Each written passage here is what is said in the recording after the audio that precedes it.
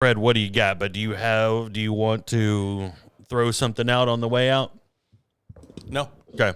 Sick 'em. I will mirror what Fred said, but in a less and condensed way. Is it anger if you're under holy fire? That's a good question. That's 11 yeses or 12 yeses. So with that being said, like Fred said earlier, go preach, tell your family, tell your friends, be in prayer, be mindful of the Holy Spirit telling you to talk to somebody, because it might not be a friend or a family member. It could be, here's what I'm going to say. I know that we said we're going to go. This just came to mind. This is a God thing. I had a conversation today. Not going to say who or what or anything like that. I had a conversation today with a man where I know his brother. His brother used to teach VBS whenever I was a kid. I have so many great memories with this man that I'm talking about. Anyways, he is a younger brother of the man I was talking to. I know I'm being vague, but I'm being vague on purpose. Yeah. So I found out that there was a falling out, right? And I didn't know how bad the falling out was between the family and this guy that was basically a VBS teacher of mine that I have so many awesome memories with, right? So from time to time, he would show up at the church that I would go to, and I'd be like, hey, that's his name. And I felt in my spirit that God said, go tell this to him. And you know how I feel about me saying God told me to do something. So now he's decided to move. He's already moved. I didn't know that he moved. He moved back, and there's even more of a gap because all the family's here, and now he's way where he's at now. So my whole point in bringing that up is this man used to be in the ministry, right? He did something that he's not the first man to do. And he won't be the last man to do. Hasn't been the last man to do. You can figure out what that means. So for probably about 2 months, every time that he would enter the church, I knew in my spirit that God was telling me to talk to him and just tell him, hey, I'm not done with you. Right? And I came up with every excuse in the book, and now he is 400 miles away. Wow. So yeah. So could that have been the spark that kept him here in DFW and had him seek forgiveness, and he could be in the, I don't know. All I know is I messed up, and now I feel like hopping in a car and driving to Houston and talking to the guy. Let's go. And the thing is like, he doesn't even know who I am. He will. Yeah. He would know through my family. All I'd have to do is say, hey, I am the nephew of so-and-so. And he'd be like, oh, okay. You used to teach me such and such and so-and-so. Yeah. So he would know. He wouldn't remember me, but maybe. But no, he trust me, he wouldn't. He wouldn't remember me because I was one of many faces, and him and I, my memories of him were not like him and I talking all the time. He was the VBS leader, he was the cheerleader of VBS, all that sort of stuff. So like my memories of him wherever. Anyways, ultimately what it boils down to is my point is he's not a friend of mine. He's not a brother of mine, right?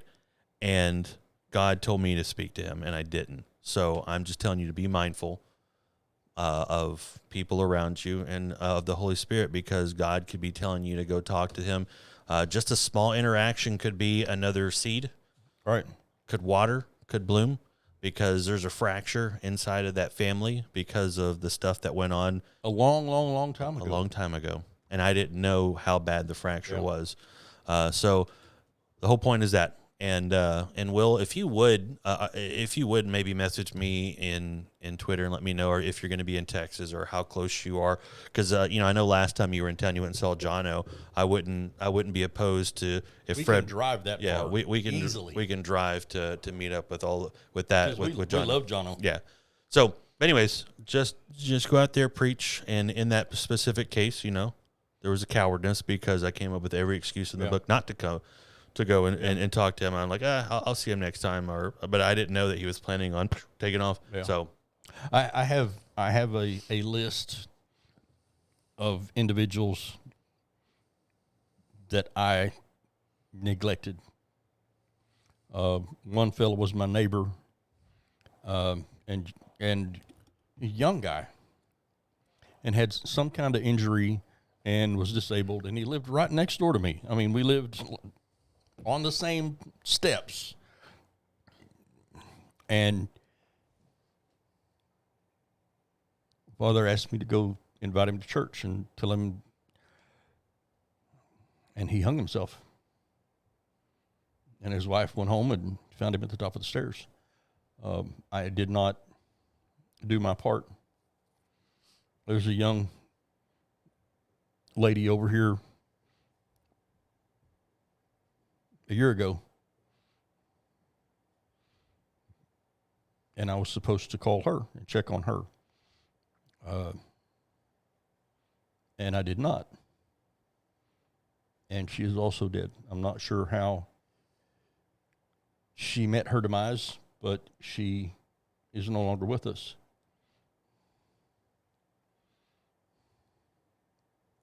I don't want any of y'all to have a list of people that you could have been the agent of change, the agent of hope.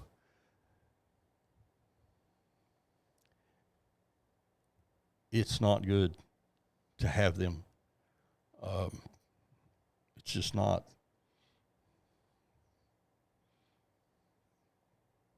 Listen. And when he says, when Father says,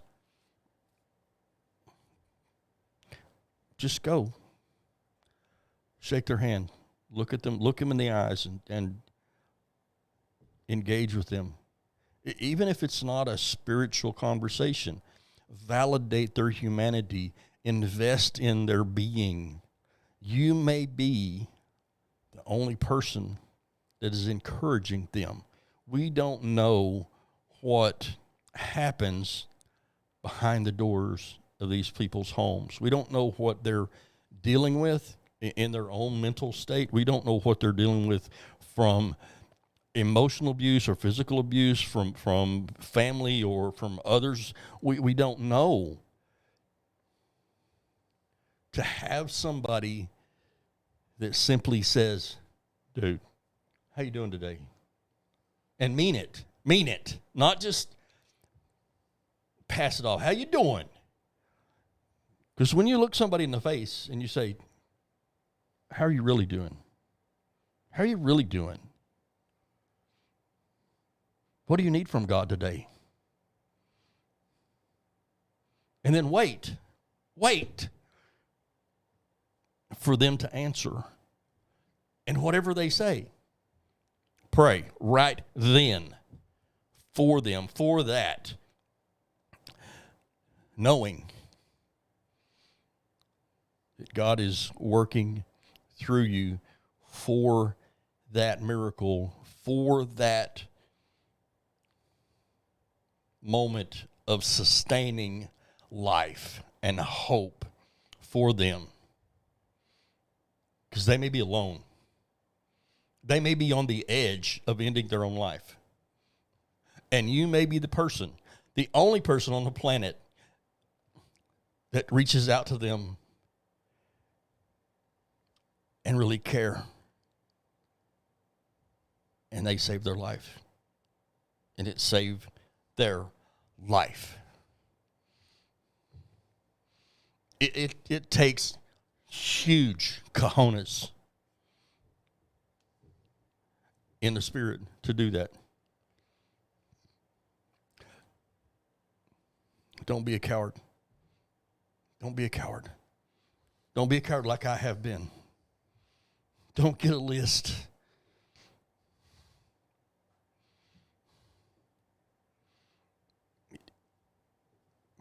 Don't get a list. Because you don't get to go back. Once their life is over, we don't get to go back. We don't get a do-over. If you still have contact with one of his family that can give you a phone number or contact information, if you want to take a road trip, brother, we'll go. Because it's that important. We'll go. You know me, I'm ready to drive. Let's go right now. Okay. Let me get a red. let me go. I got to go water the grass, and let me tell the wife we'll be back tomorrow. I'll be home tomorrow evening ish. I don't have to work tomorrow, so I'm ready to go. You want to go now? Let's go. We can be there by 6. We can. Give me an amped and a couple Red Bulls. There you go. All right. Look at that. Getting another IRX band. I hope you enjoyed that. That was another Holy Spirit led teaching. Kicking the pants. Kicking the pants for all of us. So, all right.